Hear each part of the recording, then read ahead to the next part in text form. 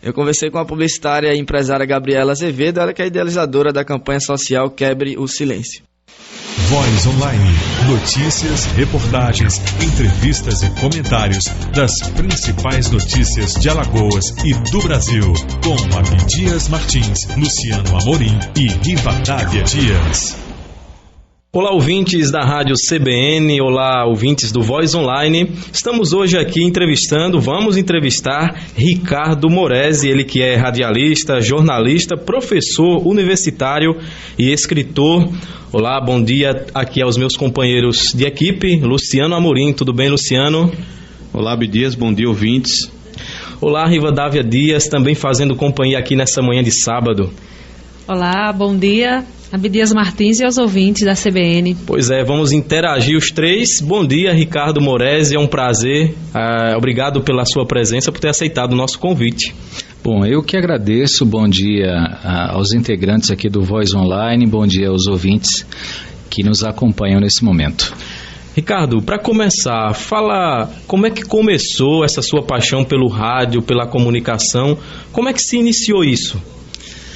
Na verdade, o rádio na minha vida, ele é uma paixão antiga, né? Eu tenho um rádio que era do meu avô, que foi um presente que a minha avó me deu, e esse rádio é um Transalvorada, lá da década de 30, 40 do século passado, e esse rádio ainda está comigo, ele funciona, e eu ouvia rádio quando era moleque, lá na casa da minha avó. Eu ouvia muito rádio nesse rádio antigo. Então, eu dizia muito para minha avó que um dia eu iria falar no rádio. E a minha avó sempre dizia assim que aquilo era invenção da minha cabeça, que eu não ficasse pensando naquilo, que aquilo era bobagem. E eu lembro que à época havia uma música do Moraes Moreira chamada Sintonia, a música chamada Sintonia, né? Que é aquela música, escute essa canção que é pra tocar no rádio do seu coração. Você me sintoniza e a gente então se liga nessa estação. Aumente o seu volume que o ciúme não tem remédio. Eu acho que hoje a gente está conhecendo o Ricardo Moresi, cantor. Era o que eu ia acabar de falar. Dentre tudo que a gente citou aqui, cantor também.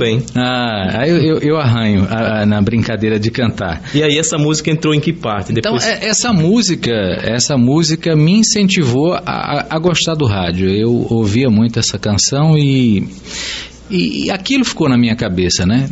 E passou um tempo, eu ainda era estava na pré-adolescência, na verdade. Não sou tão velho ainda, mas estava na pré-adolescência nesse período da música e anos 80 tal, essa música tocou. E depois de um tempo eu sou de Pernambuco, vim morar em Alagoas, em Palmeira dos Índios. E eu tinha tenho dois amigos, e nós adorávamos gravar com um gravador pequeno. Pegávamos o gravador e ficávamos simulando que nós estávamos em algum local fazendo uma transmissão. É aquela brincadeira que todas as crianças fazem. Imitam o professor, imitam o médico. A gente ficava simulando que estava fazendo, por exemplo, transmissão de carnaval de um clube. O repórter fulano de tal, do clube tal. Aqui o movimento está muito bom, está assim, aquela coisa toda. Mesmo de quem. Enfim, eu acho que todo mundo começa na comunicação assim, né? A piração começou aí mais ou menos aí nessa história, né? Então a gente gravava, a gente fazia a transmissão, ao tempo que a gente fazia a transmissão, a gente ia se gravando para depois avaliar como era que tinha ficado a gravação. E aí surgiu uma oportunidade de abrir uma rádio em Palmeira, chamada Rádio Palmeira FM 104,1. No dia que abriu a rádio, o diretor de programação da rádio, Arivaldo Maia, que hoje continua diretor lá da rádio, voltou a ser diretor da rádio e é narrador esportivo que todo mundo conhece. Então o Arivaldo colocou uma chamada no ar, aquela coisa toda, que quem tivesse interesse em fazer teste de locução fosse até a rádio no dia e horário e tal. Eu resolvi me aventurar nessa ideia. E aí, no dia que eu chego lá, tinham 96 pessoas para fazer teste de locução. Caramba! Só isso, né? E aí, na hora do teste, eu nunca tinha gravado, nunca tinha ouvido a minha voz assim, em microfone. E me deparei lá com um operador de gravadora, como o companheiro Ricardo. O dono da rádio, a esposa do dono, os filhos, enfim, tava uma plateia lá na minha frente. O cara me entregou um papel. E aí nesse papel tinha uma nota de falecimento, tinha um comercial, tinha música em inglês, em francês, enfim, tinham várias coisas que eu tinha que ler. Eu li isso aí, não olhei para ninguém, baixei a cabeça, li tudo que estava lá, entreguei o papel, saí e fui embora, né?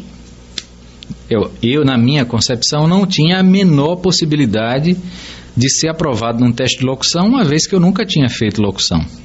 Eu brincava com os amigos, gravando lá no gravador, mas... Isso você já era adolescente, já? Não, aí eu já estava...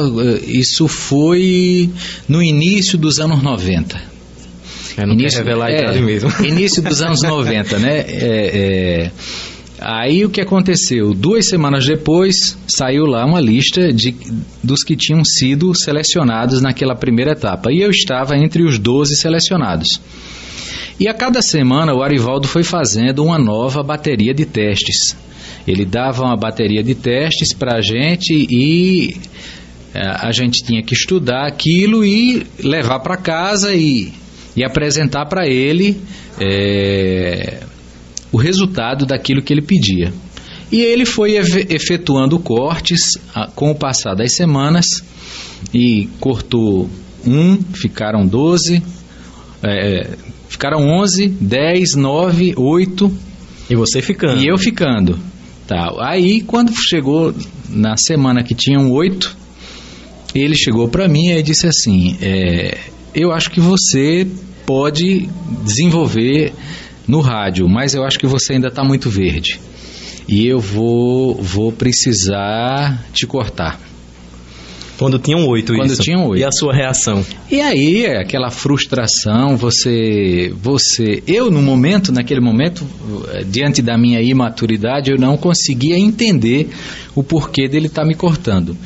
E, tudo bem, eu fiquei meio desnorteado e tal, achei que não iria trabalhar em rádio e que aquilo não era a minha praia, e acabei saindo de Palmeira, vim morar aqui em Maceió.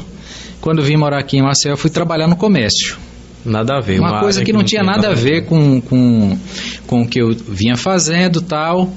E aí encontrei um amigo, por acaso, aí esse amigo disse, olha, Arapiraca vai precisar de um locutor lá na Rádio Popular FM, que hoje é Pajuçara FM. Aí, por que você não vai lá fazer um teste? Aí fui a Arapiraca fazer um teste na Rádio Popular. E aí, quando cheguei lá, fiz o teste, fui aprovado no teste e comecei a trabalhar em Arapiraca. Aí pedi para sair aqui do trabalho, fui embora para Arapiraca e continuei morando em Palmeira.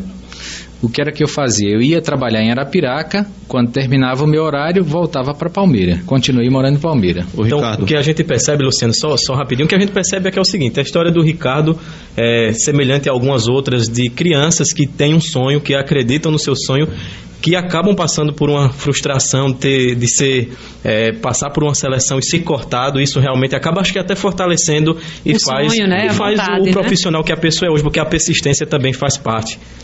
Não, eu ia perguntar justamente como é que foi a sua porta de entrada no rádio, mas na verdade é ao contrário, né? Não foi a comunicação, aliás, não foi o rádio a porta de entrada para a comunicação, foi o contrário, né?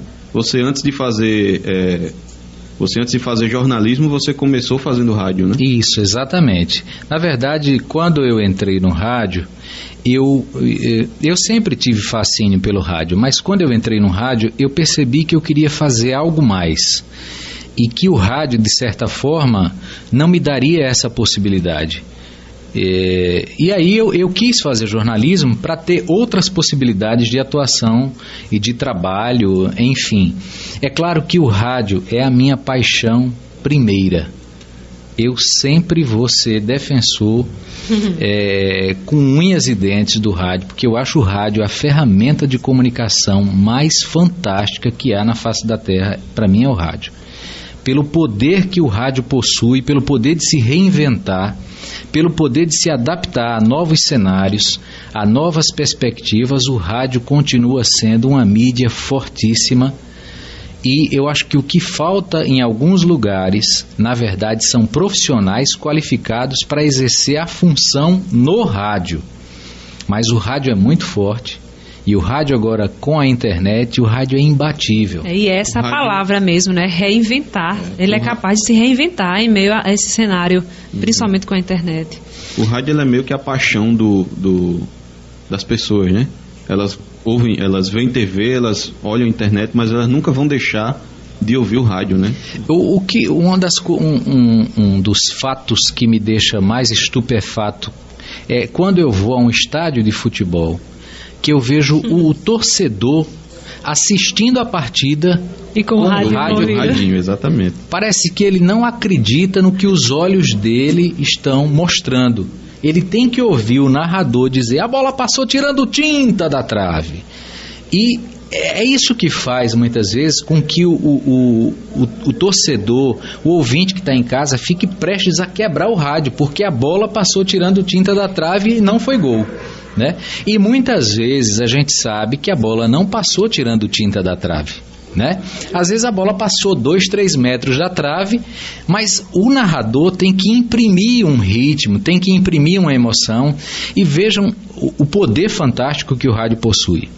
É você narrar algo aqui e o ouvinte, na sua cabeça lá em casa, imaginar aquela história, como é que aquela história está se desenrolando. O poder da imaginação que o rádio trabalha é uma coisa fantástica, é fenomenal. Nós vamos agora a um rápido intervalo e daqui a pouco voltamos com a segunda parte da entrevista do Voz Online com o Ricardo Moresi.